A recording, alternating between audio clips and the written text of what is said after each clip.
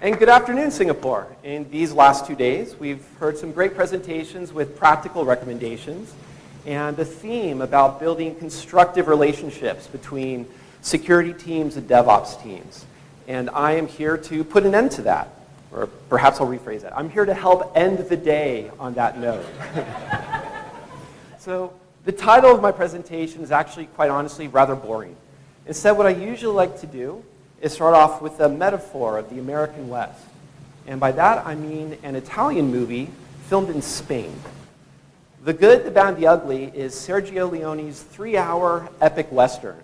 It's about 3 gunslingers who form shifting, uneasy relationships as they search for a hidden cache of stolen gold. Blondie, he's the Clint Eastwood character. He's the good. He has this quote, $200,000 is a lot of money. We're going to have to earn it. Well, bug bounties also have a lot of money, and most of the time you have to earn it. As well as if you're running a bug bounty program, that can be a pretty expensive proposition. So one of the things we want to explore here is how are we going to invest our time, how are we going to invest our money, and how can we find that hidden cache where we're doing so in a way that's efficient and cost-effective. So Clint Eastwood also has another great line. You see, in this world, there's 2 kinds of people, my friend. Those with loaded guns and those who dig. Now, that is highly motivating, but it's not very collaborative. So whether we're trying to gather more information about a bounty report to get some details about reproduction steps, or we're handing off vulnerability information to developers, we should do so in a way that really emphasizes participation and empathy. That's been one of the underlying themes of these past 2 days. Because after all, we want to avoid that moment when Lee Van Cleef's character shows up and reminds us at gunpoint, 2 people dig a lot quicker than 1. And of course, there's the third, Tuco. He's played by Eli Wallach. He's the ugly. He has a fantastic line. There are 2 kinds of spurs, my friend. Those that come in by the door, those that come in by the window. In other words, we're always going to have vulns. So our applications either already have vulnerabilities or they're going to have vulnerabilities. Ideally, we're going to find them before they reach production. Unfortunately, that's not always the case. What we want to do is find them in production in a way that minimizes the risk to the application's user, their data, and the application systems. You can sort of think of this as 2-factor AppSec. Something you know, something you have. You know there's going to be vulns. You have hope that they won't be exploited before they're found and fixed.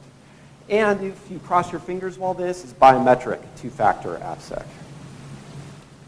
So what this boils down to is this idea of how are we going to discover those vulns. We have bug bounties, pen testing, even scanners that we'll get into.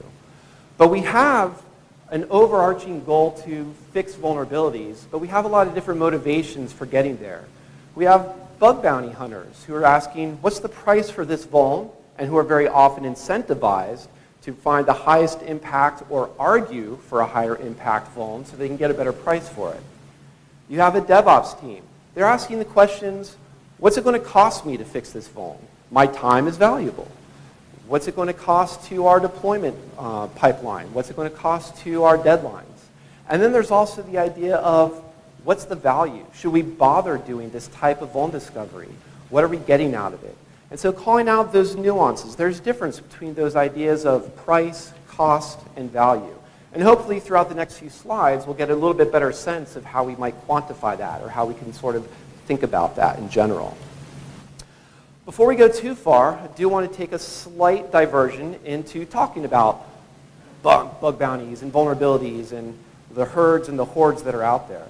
So vulnerability disclosure itself could be an epic 3-hour discussion. What we'll do is just focus on under an hour, more of that aspect of optimizing our time and budget. But I do want to focus on a few things. One, for example, is the term of art currently is coordinated disclosure, with the opposite implication being uncoordinated. That's a little bit more value neutral than saying responsible or irresponsible, or even at the very far end of the spectrum when bug bounty reports are almost indistinguishable from something like extortion. But if you want to learn more about this, I highly recommend looking at the work by Katie Moussouris, who has done this for well over a decade very well regarded and expert in this field, is very much focused on the ins and outs and how to go about, how to approach vulnerability disclosure. So with that aside, let's actually dive into some numbers. If we're talking about metrics, metrics of course need numbers. And what's actually really cool is that bounties are one of the few areas where we have strong numbers. In other words, the price of a bounty, for the most part, reflects the risk associated with a vulnerability. So you might have a $50 cross-site scripting that can only be, it's a self-cross-site scripting, very difficult, a very low impact.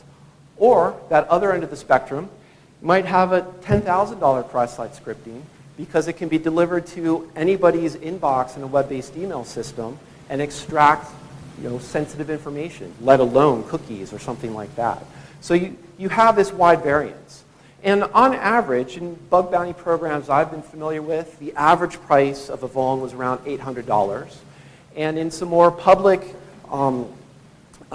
reported data, I've seen the average be around $1,000. So keep this number in mind because we're going to revisit it as we build some models and we talk about metrics. One of the other things I want to do as we build this idea of models and build this idea of metrics is, what about the work that's going into bug bounties? Or what does this wisdom of the crowd look like? What we might discover, spoilers, is that the entire crowd itself is not uniformly wise. There actually may be a very small cohort of people that are earning the majority of the money, or equally reporting the majority of the vulnerabilities. So that's something that we want to know about, we should be aware about, and there's a reason we want to do that, and we'll get to that reason shortly. I'm going to try to keep you in suspense as much as possible.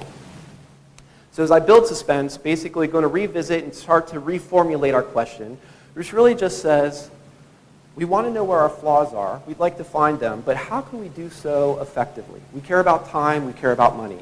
Two very important things. Also two very important tracks off of the dark side of the moon. So, more metrics. Noise. Notoriously, bug bounties have a lot of noise. What I've shown here are vulnerabilities that have been reported through pen testing as well as through bug bounties. And this over here, where I'm pointing out to, on the right-hand column, is the valid. So roughly from the metrics I had available, around 87% of the vulns from the pen testing were valid, and about 33% out of bug bounties were valid. This probably, the bug bounty number is probably close to other industry numbers. The point here being that the noise is going to be a distraction, or noise is something you have to filter out. But there's also stories we can start to tell and things that we can interrogate about our data. And it's not always the fault here of bug bounty researchers that we get duplicates. And that's one of the reasons I wanted to highlight that column. Duplicates can also be a measure of your DevOps speed, or the maturity model, or the speed with which you can respond to vulns. So if you get a vuln report on a Friday afternoon, and you're able to push out a fix by, well, we heard earlier today, you could actually push out a fix on Saturday morning, or maybe we want to take the weekend and the fix doesn't come out till Monday. That's a good way of minimizing how many duplicate reports are going to come in for that vuln. However, if you're not able to fix that vuln in a matter of days, let alone weeks, or worst case, let alone months, you're likely going to get a whole lot of duplicate reports for that vulnerability. So it's not just the case that duplicate is noise, because a lot of people are telling you what you already know. It's also an indicator that you don't necessarily have a robust enough development process to be able to fix quickly those vulns that do come in. So here's our first insight. Not really too earth-shattering, probably something that we could have predicted before we even started this presentation, but it's the idea that, yes, there's noise out there, and all these vulnerabilities, call them false positives, call them just distractions, they're going to make us less efficient, and they actually cost money. So they cost money if we're going to outsource the people who are going to do the triage for our bug bounty program, or they just cost money for our hourly rate for contractors, etc. And what we want to do is try to avoid paying for this noise as much as possible. And to do that, we're going to continue to collect more metrics, and we're going to build a model, sort of a mental model about our vuln discovery efforts to figure out how well are we using it, how can we optimize it. Now, before we continue with some additional metrics, one of the things I wanted to make sure was to set the tone that nothing about this is trying to position bug bounties or pen testing as one better than the other. They're very different beasts. They serve a very different purpose. And what we're going to look at is ways to think about how we might align them either with the rate of our development process, the size of our development team, the size of our security team, or even just how many eyeballs do we want to throw into our AppSec program. So one of the other things that we can say about this is what's interesting here is that that big outlier of the most reported, well, there's a whole lot of cross-site scripting because cross-site scripting is kind of the cockroach of the internet. It's just everywhere. It's never going to go away, unfortunately. But there's also a lot of misconfiguration. And if most of the findings coming from our pen testing and coming from our bounty programs are related to misconfigurations, maybe we're even overpaying for that information. For the most part, scanners should actually be pretty good at identifying these types of misconfiguration problems, especially something as simple as the TLS cipher suite or what protocols are enabled, something like an SSL labs or what Hardenized can provide us. And even with like a configuration management in our CI/CD pipeline, those are great ways of fixing those misconfigurations so we're not paying someone a large hourly rate or large bounties just to tell us something that that scanner should have told us already. Whereas scanners aren't going to be as good with something like probably authentication in sessions. They might not even be as good as sensitive data exposure if they don't understand the context of what actually is being exposed. So, set that aside and let's move on. And we'll take our first dimension and look at the dimension of time. Partially because I'm a Doctor Who fan, so I like to bring in time and time-related references into my presentations. In this case, we're talking about efficiency in time and pen tests versus bug bounties. So, as you might guess, when you pay for a pen test, you're getting a lot, I'm not going to say all, but you're getting a lot of vulns in a relatively fixed time period. Over a bug bounty, you may get the exact same number of vulns. As we saw from this previous slide, they track pretty closely to each other. There are experts out there in the bug bounty world, just as there are experts within pen testing. The point here is that it may take you, rather than 2 weeks, it may take 2 months or 100 days or a full year to get the same number of vulnerabilities that you might have gotten out of a pen test. So what if we also then switched from just looking at time to also looking at the cost? There's some ways, if we just looked at bug bounty reports and how they build and build over time, on average, there's going to be a certain time where they're cost effective, meaning they're below that line where you'd actually pay for a pen test. So that's great. Possibly you're actually saving money by just having a bug bounty program because there's not that many vulnerabilities coming in, or you don't have a whole lot of huge outliers that are those $10,000, $15,000 types of vulnerabilities. And over time, however, that may increase. So a bug bounty, or sorry, a pen test may only be a 1 week or a 2 week effort. But afterwards, you're going to have 100 days, 200 days. So maybe you're going to find that same number of vulns you would in a pen test. It's just going to take longer to get there. So in a way, it could be a measure of your patience or a measure of your expectation. Now, the other thing to think about here, and what this doesn't capture, is the rate of releases for your application. So one of the things here is that this sort of assumes we developed an application, we deployed it, and then nothing changed. So obviously, applications do change. We heard again earlier today, an application being deployed 20 times a day. Obviously, that's a pretty massive, very fast rate of change. But there's some other metrics, again, spoilers, or keep you in suspense, that we can talk about how to match up how we're doing vuln discovery with this type of frequency and rate of change. Again, trying to not jump around too much on you, but I wanted to make another reference to a fantastic sci-fi movie from 1981 called Scanners, but talk about web application scanners that are near and dear to my heart because they represent automation.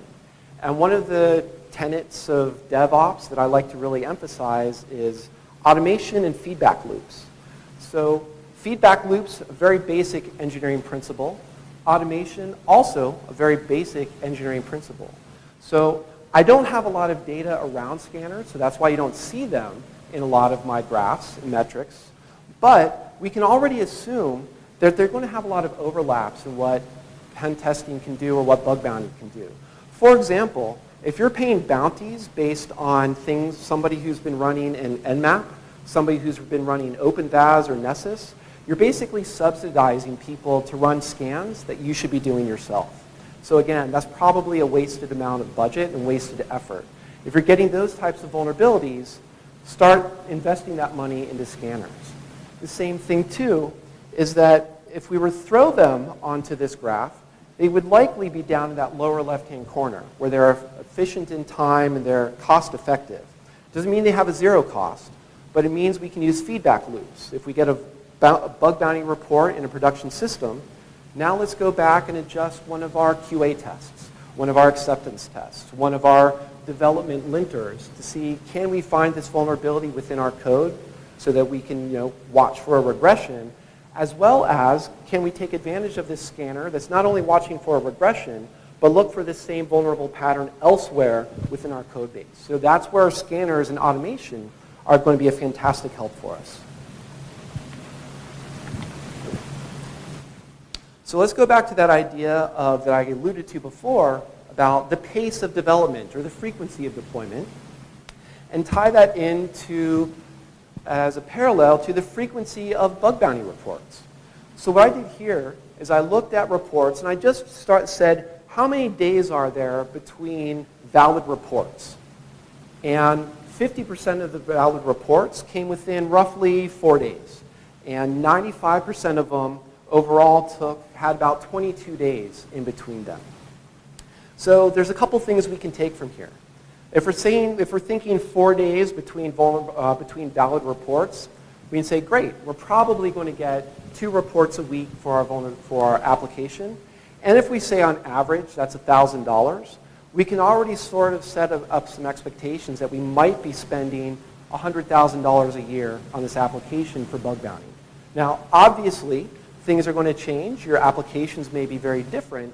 But this is helpful in the sense of saying what's going on in our environment and how can we start to gather some informative metrics to help us with forecasting or just give us a sense of how worried should I be about this application or how much money am I going to have to spend on it. If we're imagining you were going to spend $100,000 on the Vulns for this application, maybe we actually want to invest in a WAF and get rid of a lot of the whole swaths of these types of vulnerabilities. Or we'll pay for consultants, or we'll pay for something else to come in and help us. There's a couple other things that we can also think about this. In making sure I don't fall off the stage, in 2016, there was roughly 33 days, about a month, in between valid reports, at the most. So what we could say here is that we set up a program for our application. It's been a month since we had the last valid vulnerability submitted for it. What does that mean? Well, we might be optimistic and think that all of the vulns have been found. Or perhaps it means that all of the interesting or the easy vulns have been found. It's been a month. So that maybe will give us a sense of confidence. If it's a legacy system that doesn't change very often, maybe that month is a really good indicator that yes, in fact, we actually have scoured and cleansed that application of all the really bad vulnerabilities. If it's an application that's constantly changing, and it has been a month since we've gotten our last valid vulnerability report for it, maybe it means something else. This is where we have to be perhaps a little bit more pessimistic. Perhaps it means that the bounty hunters are uninterested. Maybe they did find all the easy cross-site scripting, but they wanted to move on. And they don't want to bother looking at the OAuth implementation. Or they're not aware that there's a new feature that's been released that may actually have some new cross-site scripting vulnerabilities in it. Or perhaps they got bored. Or because there's a particular market for bounty programs, maybe you're not paying enough. Maybe at this point you can say, our average payout was $1,000, but now we're going to up it to $2,000. Or perhaps we're going to say, we'll pay $5,000 for this particular class of bugs because our program is going stale. So these are different ways that by having a few numbers that can be informative, we can start to make some decisions. we can start to make some hypotheses and then test them and say, if we increase the bounty for this, do we start to get more valid reports coming in? There's some other things that we can do to take advantage of that. So I mentioned the size of crowds and just how wise are these crowds really? Well, in this case, it was about 8% of the researchers were responsible for 50% of the vulnerabilities reported on this platform. So if you had 1,000 people, pretty much 80 of them are responsible for half of the reports. So one thing we could say, it's been a month since we got something valid for our application. Rather than try to double the size of the participants from 1,000 to 2,000 within our bug bounty program, what if we went and found those 80 people and said, dear 80 people, we're going to give you a fixed price. For this week, here's some money. Please go take a look at our application again. Or we're going to pay you double for our normal bounties for you 80 people because we've seen that you produce quality work for us. So these are ways we can switch incentives to help us rather than perhaps driving undesirable behavior. So it could be much more helpful to say, who in our program, who are these 80 people? Let's find them rather than just say we want bigger and bigger and bigger programs and doubling the size of those crowds, for example. Now I've been comparing bug bounties and pen tests, so it seems fair to say, what did the data look like for pen testers? In this case, about 15% of the pen testers were responsible for 50% of the vulnerabilities, and about 2/3 of them were responsible for 95% of the vulnerabilities. So this is close. Again, pen testers are probably more focused. They may have a higher average number of years of experience. But there's also something that this doesn't capture. Pen testing typically is engaging someone to take a look at your application and follow through on a methodology. So rather than play sort of that slot machine mentality of bug bounty programs and say, can I find that easy SQL injection or that really impactful cross-site scripting or that low-hanging fruit that's easy to find, what should happen is that a pen test will go through that methodology and give you that feedback that says, yes, you had these vulns that were present, but here are some areas where we saw some good application design, or here's some positive feedback about what the application did well in terms of security controls. So it's one of the things, too, is that numbers can capture certain aspects of information, but I really wouldn't rate a researcher just on the number of reports that they generate. Because it's also important to not only find out what our flaws are, but what we're doing well, getting that positive feedback about the application. So that's one of the other underlying themes here that I want to emphasize is that we're trying to not abuse metrics too much or read something that isn't supported by them. And we are still going to make some claims here that hopefully will be at least supported by opinion, of course, if not maybe some data as well. And those big claims I'll say is that most vulns, in fact, may just be noise, and many vulns perhaps aren't even worth fixing. Now, I say this in the spirit that a bug is a bug, and they should be addressed. A lot of vulnerabilities just may fall into a category of code quality, something like missing an HTTP-only cookie versus something that's like a RCE in a Java framework, like struts. That's clearly a security bug. So here the idea is, what vulns are we seeing? Is it just an observer effect? Is it because XML entity encoding just jumped onto the OAuth top 10 this year, so therefore everybody's looking for XXE, and it's not like suddenly there's more of them, there's just more people looking for that particular vuln. Or is there something like vulns that are being reported, being labeled as vulns, but they don't really impact a security or, importantly, a privacy context within the application. So a bug is a bug, it should be fixed, but that's more of a code quality issue. We'll talk a little bit about that and more, but if I were to try to summarize that, my take on this phrase would be, we'll always have bugs, eyes are shallow, or eyes get tired, or they get bored, or they aren't aware of a particular bug class, or there's a new bug class that came out. For example, that example of XML entity encoding, or clickjacking. Clickjacking was, came onto the scene Everybody was reporting it. We had X-frame options being demonstrated, and X-frame options was a great example of having a framework level, if you will, way of destroying an entire bug class. But I think there are some valid arguments to be made of just how impactful could a real-life exploit be from clickjacking versus other types of vulnerabilities within web applications. And part of this, if I'm trying to beat a dead horse or reiterate my point, is saying, do we have a bug ops team or do we have a DevOps team? And again, here's where I like to call out that idea of a culture that is either just maintaining the status quo, trying to fix bugs, move on to the next bug, or is this a culture of engineering that's embracing automation and using feedback loops? Using those feedback loops to say, why is this the 15th time we've had this cross-site scripting bug? Is it because we're using git blame and we can see who's been committing this? Is it because the developers don't have the right tools, or we don't have good feedback, or we don't have good linters, even just to acknowledge, or to identify, I should say, that these vulnerabilities are coming in? So this is really where I like to emphasize that idea of DevOps and DevSecOps. This idea that we have monitoring in production to provide feedback loops for us. And one of the things I would argue is that security is going to be an emergent process from DevOps, meaning let's have a process, let's have some automation, and let's actually use that to reduce vulnerabilities. And as an example of that, I like to talk about HTTPS. So since easily the late 90s, there's a doom and gloom crowd who's saying the sky is falling, we should be using HTTPS. Developers, go use HTTPS. HTTPS everywhere. Come on, please use HTTPS. We're going to start blaming and shaming you for not using HTTPS. Nice, but not really helpful.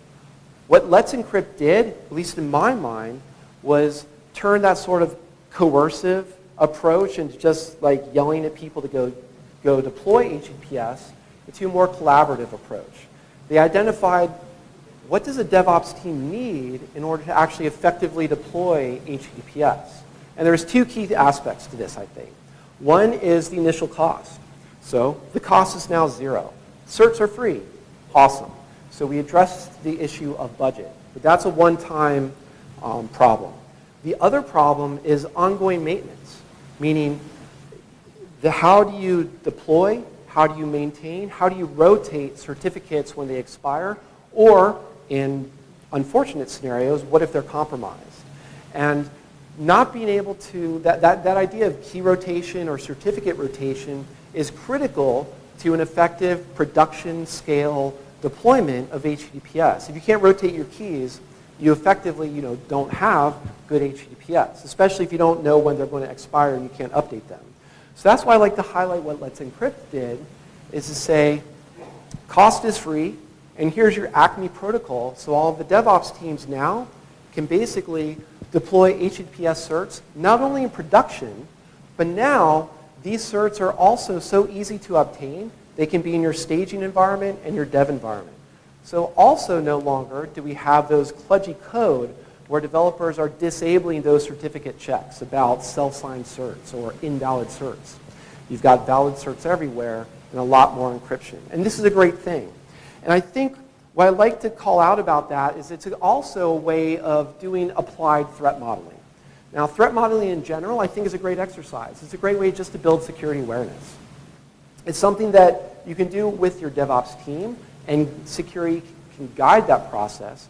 But it's a great way for security to identify or find out what are developers struggling with. Maybe, what are their areas of ignorance? What do they not know about? And it's a way to say, what are you trying to do? Let's try to do that securely rather than just saying no. And it's something that can influence design and it can inform implementation. And threat modeling is another important aspect, for example, to bug bounties. When you're trying to go back to say, here's a $50 vulnerability, here's a $15,000 vulnerability. It's based on realistic threats. It's not based on a threat that says, well, if it's a Friday afternoon and the planets have aligned and somebody clicks on this, then they do a sequence of 4 other things, then they're going to be exploited. That's something that's a likelihood that's probably pretty low and is not a threat you should necessarily be concerned about. And what this is leading into is this idea of risk reduction. So we're not trying to attain perfect security. So to bring us back to the idea of metrics and numbers, a lot of ways we want to manage numbers, we want to increase something or decrease something. Now, I'd probably strongly argue that we're not trying to attain 100% security. We're trying to lower risk. And we're not going to get to zero risk, but we're going to reduce it to sort of that background radiation of the internet, where you have people just running Nmap, running Zmap, running Metasploit, an APT or a non-APT, but just all that noise that happens in the internet. That's where you're trying to reduce the risk to. And a lot of this comes from fixing vulnerabilities. So a lot of the graphs I was showing earlier was about discovering vulnerabilities, using bug bounties, using pen testing, for example. What I have now are some insight, some observations, I'll say, about what did it look like from what we saw about vulnerabilities being fixed. Here are vulnerabilities that I pulled out and classified by broad categories. So these roughly map to the OWASP top 10. And I think they tell a story that seems reasonable. If we look to the top, SQL injection is up there. So that far side, that left-hand side, that means they were fixed much more quickly than average. And down here, we see redirects and forwards took quite an outlier, took much longer than average to fix. And in a way, that kind of resonates. Redirects and forwards actually fell off the OWASP top 10 this year. So our data kind of seems to support that. That makes sense. And what it tells us, here is what not the security team necessarily is prioritizing. Here's what developers are prioritizing. Here's what they're fixing and fixing quickly. And here's what they're not fixing so quickly or not caring about. Now, another way to look at this data is to say, rather than vuln category, what was the risk of that vulnerability? And again, we would have expected, or at least we would have hoped, going back to our two-factor AppSec, we'd hope that the critical vulns would be fixed more quickly, and the negligible or the least critical vulns, yes, those can take a little bit longer. Here we see something a bit more messy.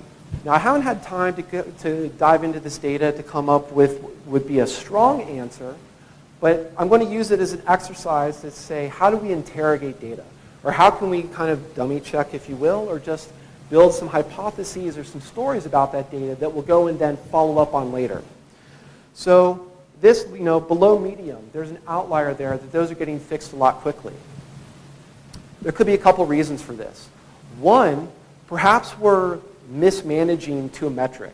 One of the traps of having metrics is that we want this number to go down or we want this number to go up. What if we want the number of vulns to go down, or we want our SLA for fixing vulns to go down very quickly? Maybe these vulns are this outlier, this green line. Maybe those were just the easiest vulns to fix, and developers were motivated by lowering the metric, and they just wanted to fix the easiest vulns. That's great, but that metric drove some perverse, it was a perverse incentive. It drove some undesirable behavior because, sure, they were fixing vulnerabilities faster and they closed a lot of those bugs more quickly, but you could ask, did they actually really reduce risk? And that's what we care about. So maybe that's one story about that, or that's one at least trap to be aware of if you're managing to a very specific metric or not stepping back to look at the bigger picture. But there could be other reasons. There could be more optimistic reasons about that. One could be maybe these are vulnerabilities that were just destroyed by a framework change.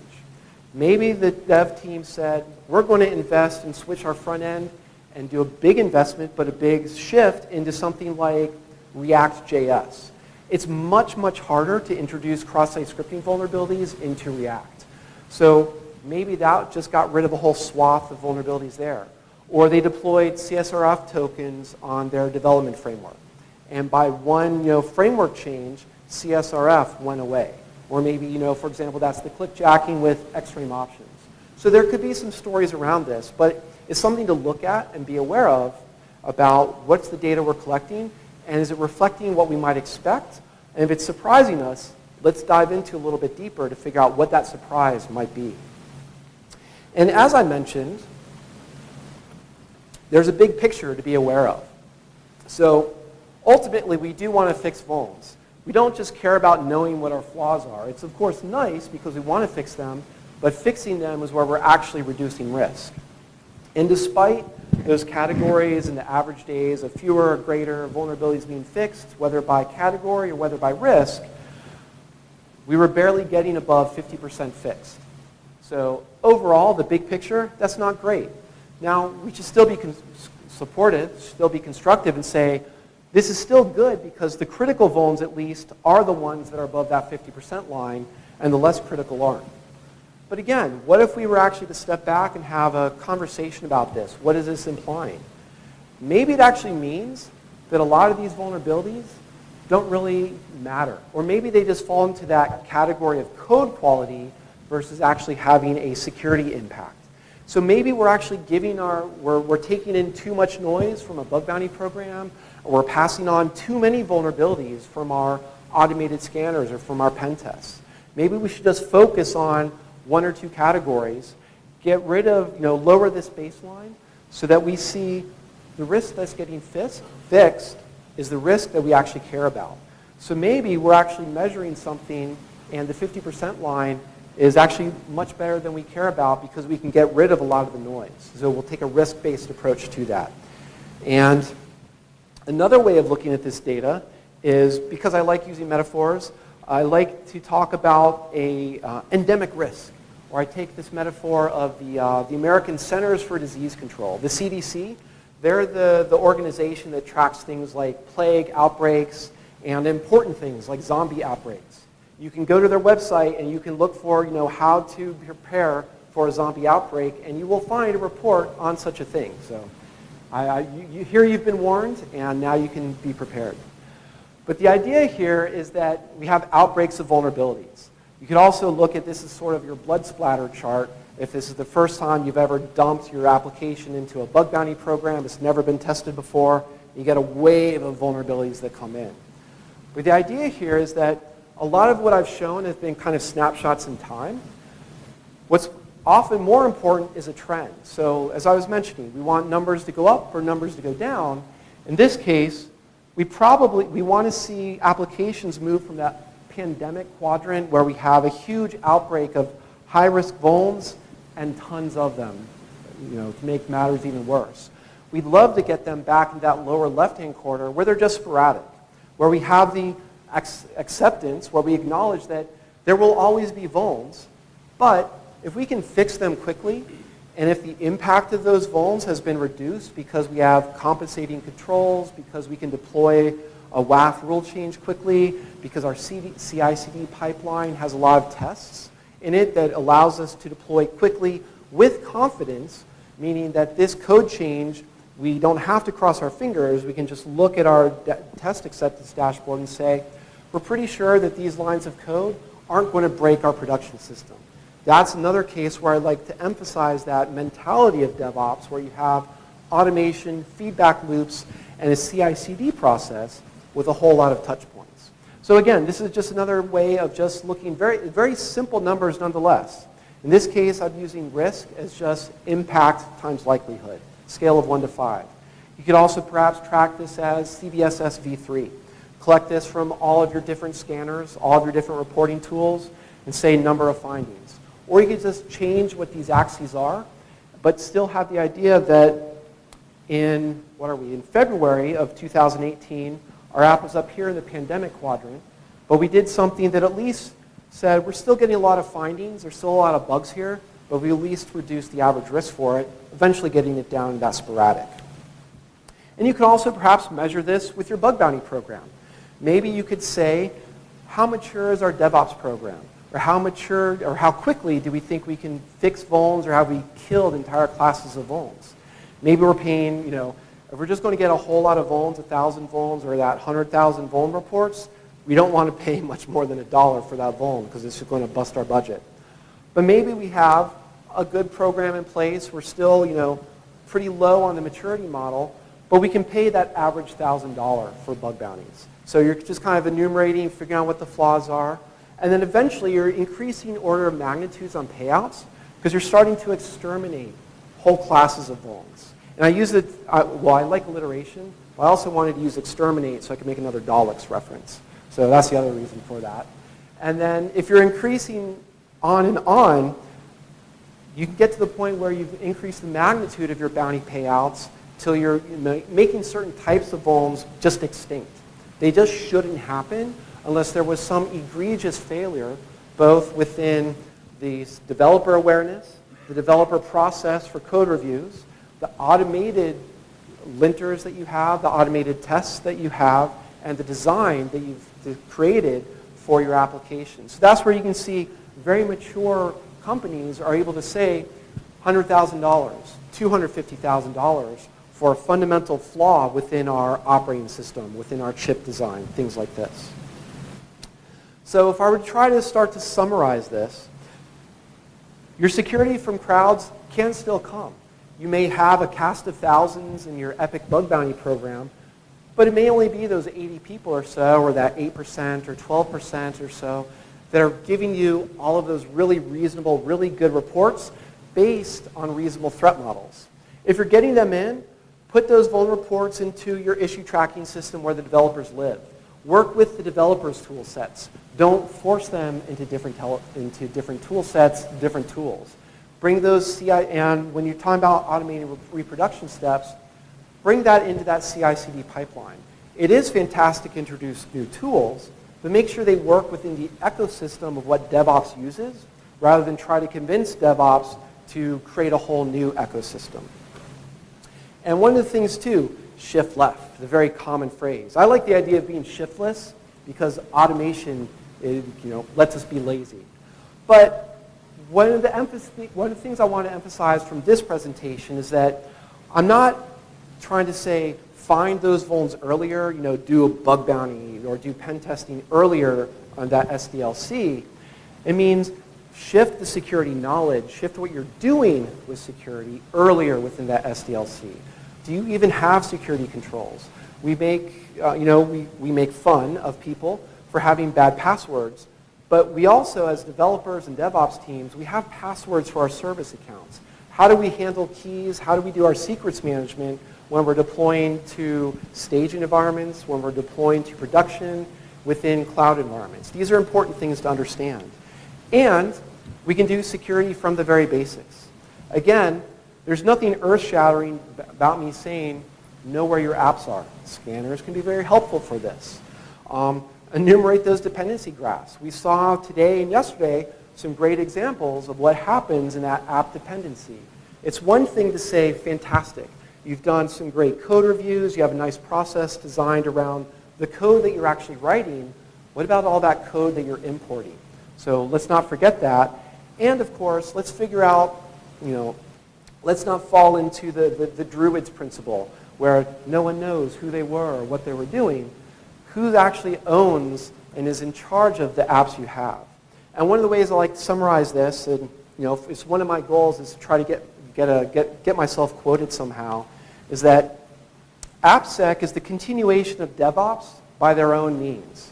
So this is sort of my on cyber war or my on politics of cybersecurity, meaning give the DevOps team the tools and information that they need in order to build security controls, process into that CI/CD pipeline, and act as that consultant, act as that participant, and act with empathy and understanding what are the real challenges they have, rather than what are the things that you really worry about because you went to a security conference recently. It may not be the case that Meltdown Inspector should be your highest priority when you're dealing with trying to eradicate cross-site scripting vulnerabilities from your web application that's not on a shared computing environment. So again, just that idea of a risk-based approach. So, going back to our three gunslingers, the American West itself is rife with mythology, and Sergio Leone's films are definitely even more so. So mythology in itself is not necessarily a bad thing. It gives us grand stories, it gives us insight on things like the human condition. In other scenarios, it just merely entertains or gives us a time capsule on well-intentioned but perhaps ill-informed thought. But with metrics, we can revisit AppSec mythologies and our understanding and our appreciation of them. So whether you're aiming for a fistful of vulns from a pen test or you're just looking to bug bounties for a few dollars more, use metrics to guide that strategy. Because after all, $200,000 is a lot of money. Let's spend it wisely. Thank you.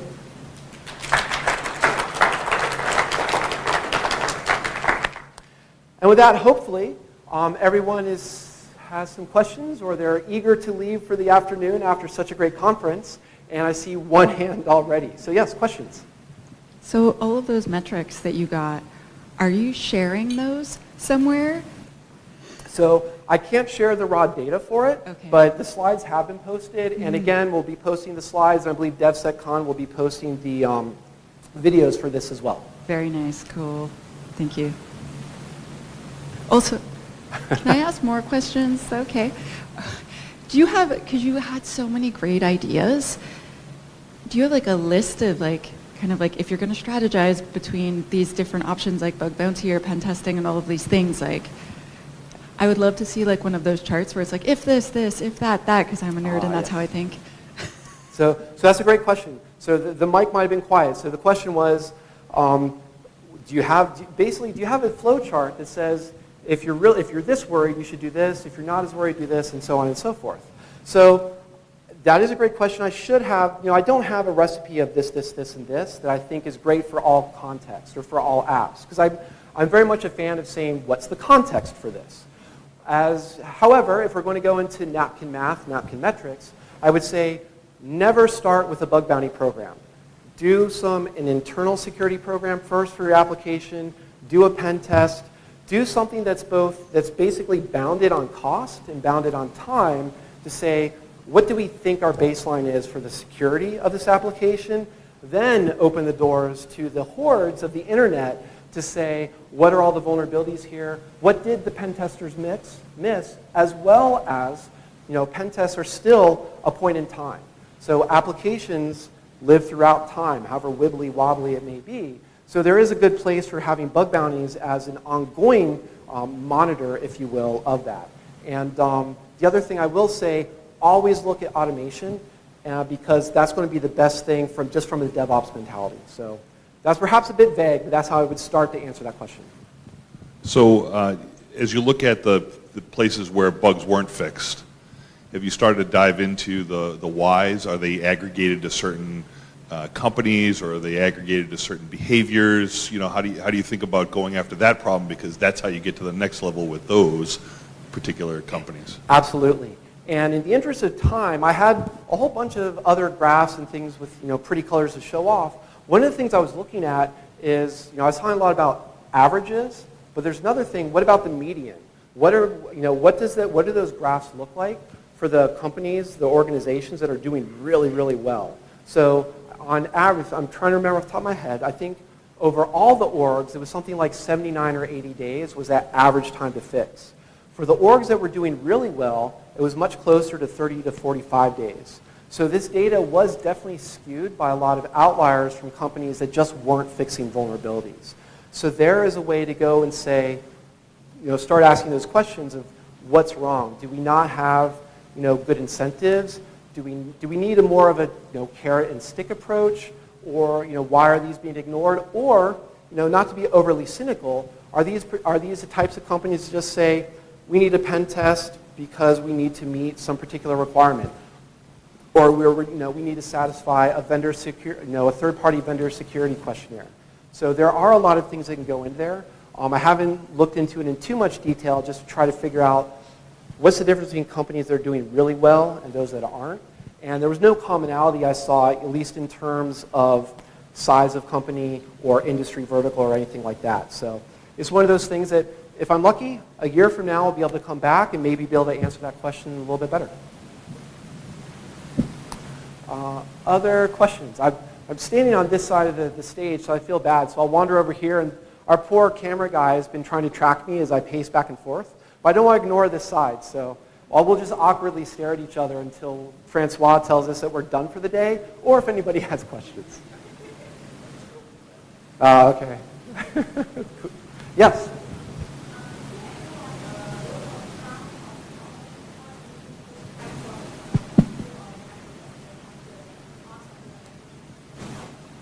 So if the question, if I understood correctly, is there a rule of thumb about you have an application, what's the rule of thumb that you might expect for a bug bounty or to spend on a pen test for it. So typically, applications are different, and the influence is different. I would say just using my, my math of saying $100,000, maybe expect that, because you might get 2 vulnerabilities a week. The average price might be $1,000. Better way, I guess, a better way I might explain that is that if you haven't done bug bounties before, talk to somebody who's done bug bounties and make sure to don't start from scratch to say, here's our email address, let us know, and we're going to try to figure out how much we pay. Look to see, I'm trying to figure out how to answer this concisely. Let me step back and say, has the application ever been tested before? If it hasn't, don't do the bug bounty. If it has, you're probably in that category of $0 to $5,000 range is a common range for bug bounty. Don't look at somebody like Google and Facebook and Apple because they have massive user populations that can be put at risk. They have massive budgets for that. Look for these other areas. So it's basically the other reason I'm stumbling for an answer is that it's hard to say how many vulns does an application have. So a couple other ways you could do that is say, run a pen test first. Find out over a 2-week period, typically pen tests are on an hourly rate, something like that. How many vulnerabilities did they report? If they reported 10 vulnerabilities, 2 of them were high risk, and the 8 of them were medium, say 2 high risk vulns might be a $5,000 bounty, 8 medium risk might be $8,000. And so maybe that's something to start a budget with, or say, we're just going to experiment. We're going to open the doors on this bounty program for a month, and we have a $20,000 bucket. If that bucket is spent before the end of the month, we're done. If not, we'll keep it open for another month. So there are a couple different ways of strategies for approaching that.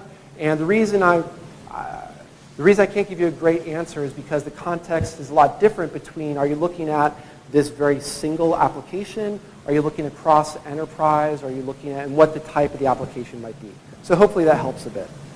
So yeah, I understand. I'd love to talk more about that and find some more, find some more details because then maybe I can answer a little bit better. So. Other questions? My voice hasn't completely gone, so I could probably answer at least another question. Yes.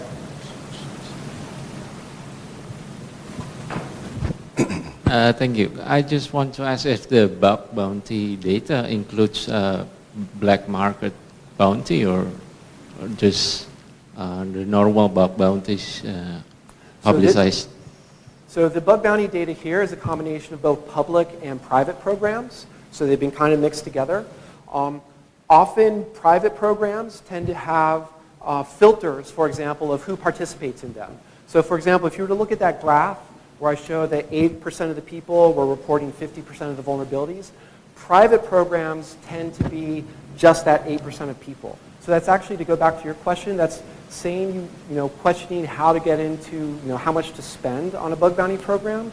Starting with a private closed program with a few dozen people may be a good way to start because those people might be more incentivized to be friendly about it, give you higher quality reports, and so on. So hopefully that answers your question about the composition. So.